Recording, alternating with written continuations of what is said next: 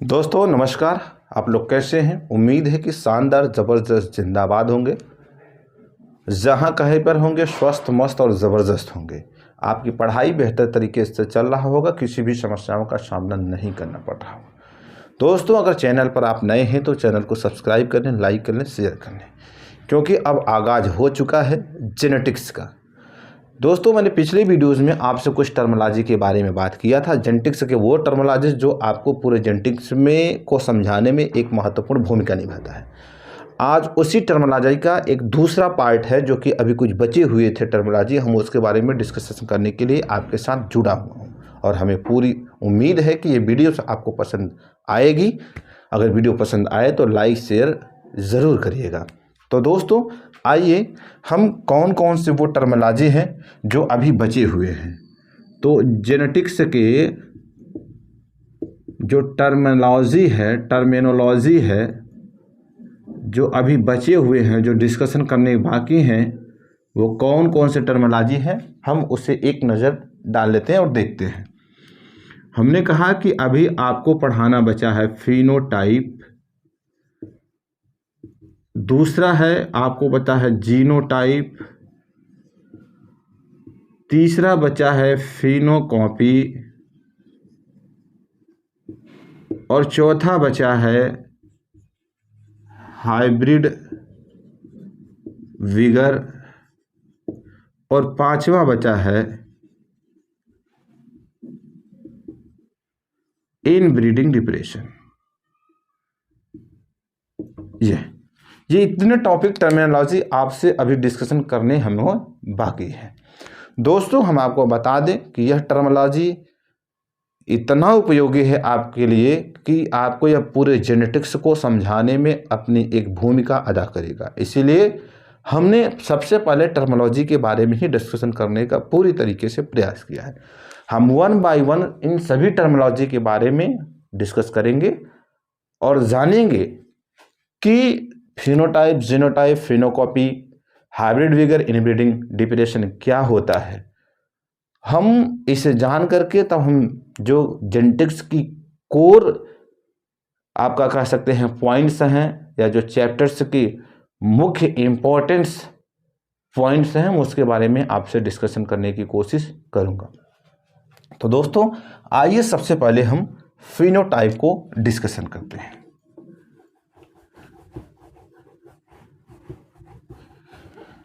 दोस्तों इसे अगर हम देखें,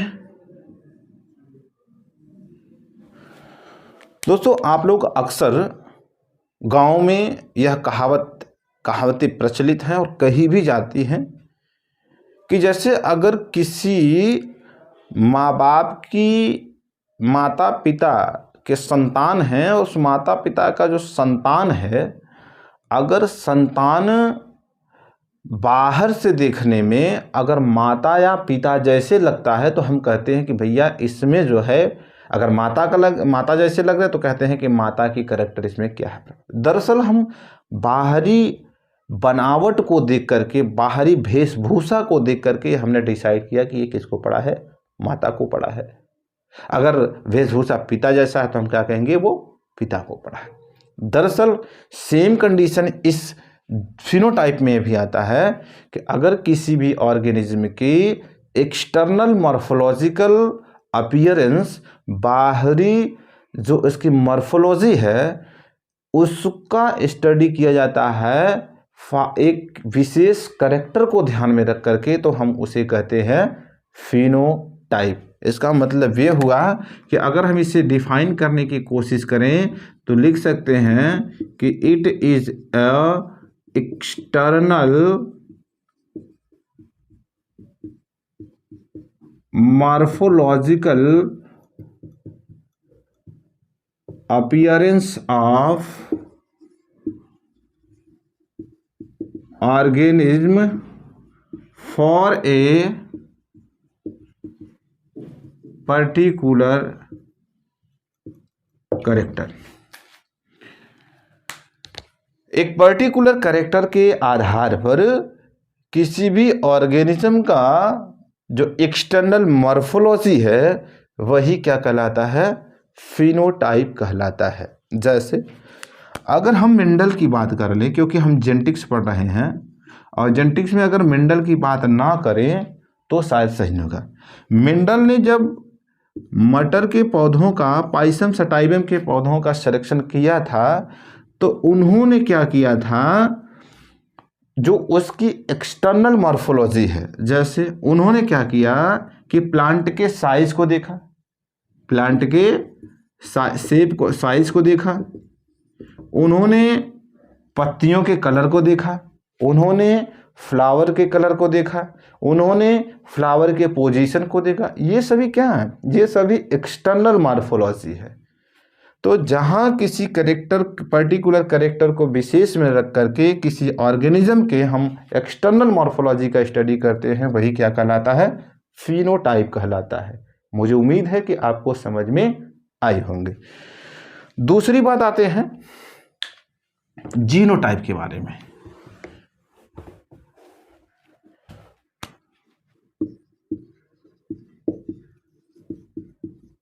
जीनोटाइप में एक टर्म छुपा हुआ है, जीन। जीन या chromosome.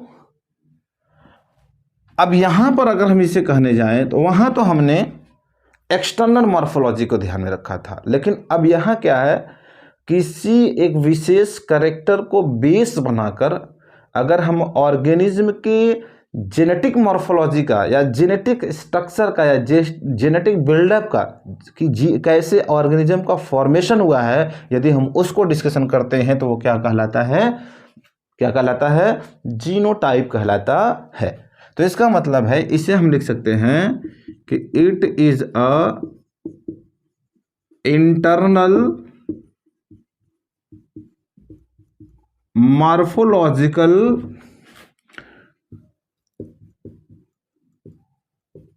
appearance of an organism for a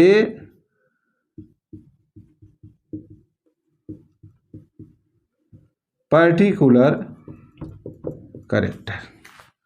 किसी ऑर्गेनिज्म के इंटरनल एक कैरेक्टर को ध्यान में रख करके, और वो कैरेक्टर अपीयरेंस क्यों हुआ, हम उसका जेनेटिक लेवल पर अगर स्टडी करते हैं तो उसे क्या कहेंगे, हम जीनोटाइप कहेंगे। बात समझ में आई होंगी। एक तीसरा टर्मिनोलॉजी है फिनोकॉपी।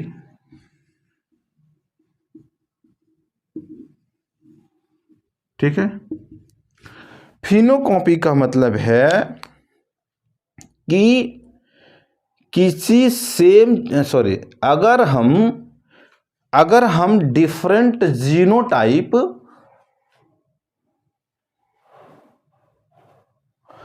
कहा गया कि फिनोकॉपी का मतलब है कि यदि हम डिफरेंट जीनोटाइप्स के ऑर्गेनिज्म को यदि हम डिफरेंट एनवायरनमेंट में रिप्लेस करा दें। क्या कहा गया कि फिनोटॉपी में कि पहली बात कि जो ऑर्गेनिज्म होंगे वो जीनोटाइप के स्तर पर तो डिफरेंट होंगे। इस डिफरेंट जीनोटाइप्स के ऑर्गेनिज्म को हम डिफरेंट इन्वायरमेंट में रिप्लेस करा दें। इसके बावजूद भी ये डिफरेंट जीनोटाइप्स के ऑर्गेनिज्म सेम फिनोटाइप्स के कैरेक्टर वाले ऑर्गेनिज्म को प्रोड्यूस करते हैं, तो उस सिचुएशन को हम क्या कहेंगे, फिनोकॉपी कहेंगे। तो क्या परिभाषा होगा कि if we are placed different genotypes organism in different environment, but these genotypes organism produce same phenotypic characters organism known as क्या, फिनोकॉपी। बात समझ में आई? उम्मीद है कि आपको बेहतर तरीके से समझ में आई होंगी। अगली वीडियोज में हम बात करते हैं हाइब्रिड विगर की।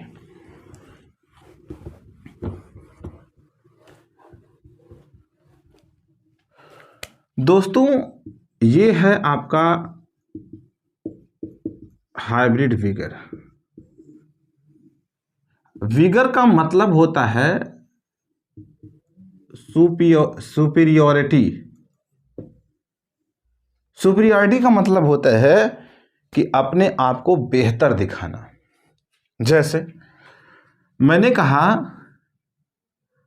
कि एक प्लांट्स था जो था ए और ए, एक ये और ये फीमेल, इनके बीच क्रॉस हुआ, प्लांट कौन आया?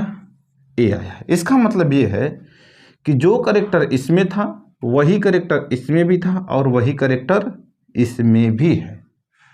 लेकिन एक प्लांट है ए और दूसरा प्लांट है बी, इन दोनों के बीच जब क्रॉस हुआ तो आया करेक्टर सी।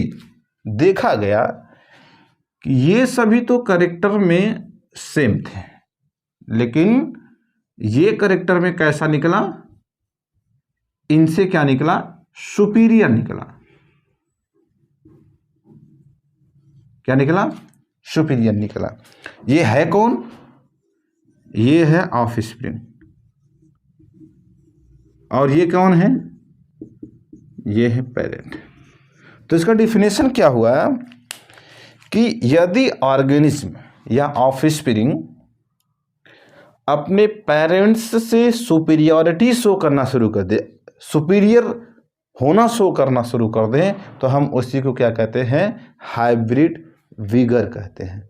इसका डिफिनेशन क्या होगा? If offspring show superiority for its parents known as hybrid vigour. क्या होगा? देखेंगे, if offspring show superiority for its parent known as hybrid vigor। आप समझ में आया होगा? यहाँ हमने एग्जाम्पल के थ्रू भी इसे समझाने का प्रयास किया। अब ध्यान रखेंगे, अगर आपसे प्रश्न पूछा जाए कि हाइब्रिड विगर जो ऑफस्प्रिंग हैं वो सुपीरियरिटी शो कब करेंगे, यह भी तो प्रश्न है। कब शो करेंगे? जब इनके बीच क्या होगा? क्रॉस ब्रीडिंग होगा। भाई ए और बी डिफरेंट है, मतलब हम क्रॉस ब्रीडिंग करा रहे हैं।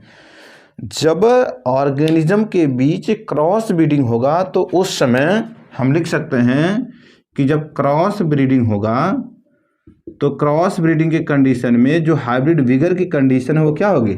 ज़्यादा होगी। और अगर हम मान लें कि ये सेल्फ ब्रीडिंग है तो सेल्फ ब्रीडिंग में हाइब्रिड विगर की कंडीशन क्या होगी? वो क्या होगी? कम होगी। यहीं से एक कॉन्सेप्ट निकल के आया, क्या? इन ब्रीडिंग डिप्रेशन। क्या निकल के आया? इन ब्रीडिंग डिप्रेशन। तो हम इन ब्रीडिंग डिप्रेशन को भी समझ लेते हैं। आइए समझते हैं। यहाँ पे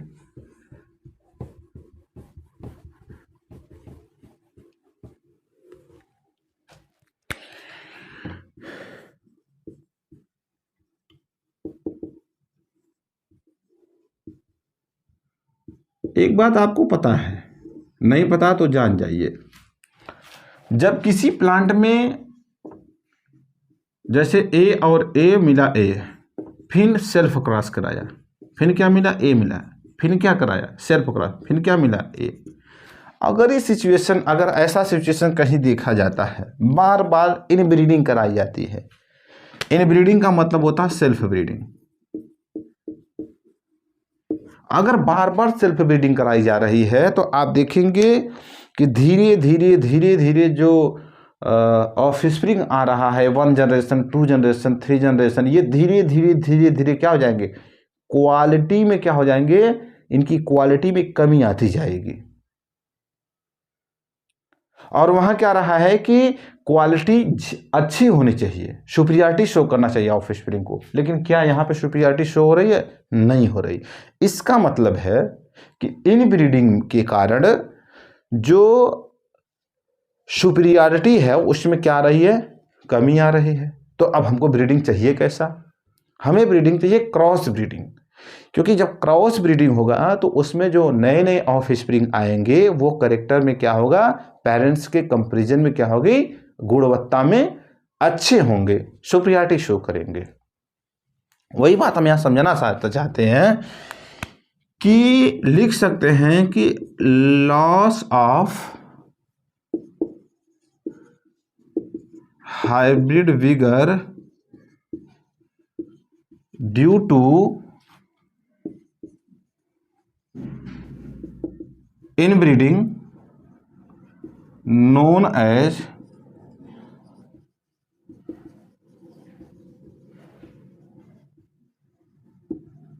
इनब्रीडिंग डिप्रेशन। हाइब्रिड ब्रीगर का सुपीरियरिटी का लॉस होना, क्वालिटी का लॉस होना due to inbreeding known as inbreeding depression. हमने कहा कि यहाँ पर ए से बार बार क्या आ रहा है, जो बार बार ऑफ स्प्रिंग आ रहा है वो कैरेक्टर में धीरे धीरे गुणवत्ता में क्या होता जा रहा है, कमी होता जा रहा है। इसी कंडीशन को हम क्या कहेंगे, इनब्रीडिंग डिप्रेशन कहेंगे। हमने कहा कि इनब्रीडिंग बढ़ेगा कब, जब क्रॉस ब्रीडिंग होगा। इनब्रीडिंग घटेगा कब, जब सेल्फ ब्रीडिंग होगा। तो यह कुछ महत्वपूर्ण इंपॉर्टेंस टर्मिनोलॉजी थे जेनेटिक्स के, हमने इसे समझ लिया और इसका बार बार उपयोग होने वाला है आगे के सभी चैप्टर्स में, तो इसलिए आप इसे बेहतर तरीके से समझ लीजिएगा। अब कल हम मेंडल्स के जो लॉ हैं, मेंडल्स ने पाइसम सेटाइवम का सिलेक्शन क्यों किया, क्या था सिलेक्शन करने के उसके पीछे रीज़न क्या था, क्यों मेंडल ने अपने एक्सपेरिमेंट में सफल हुए, और कार्ल कोरेंस, ह्यूगो डिवरी जो 3 वैज्ञानिक थे, साइंटिस्ट थे, उन्होंने मेंडल्स की इस थ्योरी को किस लॉ में कन्वर्ट किया, ये सारी बातें हम अगले वीडियोस में आपसे करेंगे। तो उम्मीद है कि आपको यह वीडियो समझ में आई होगी।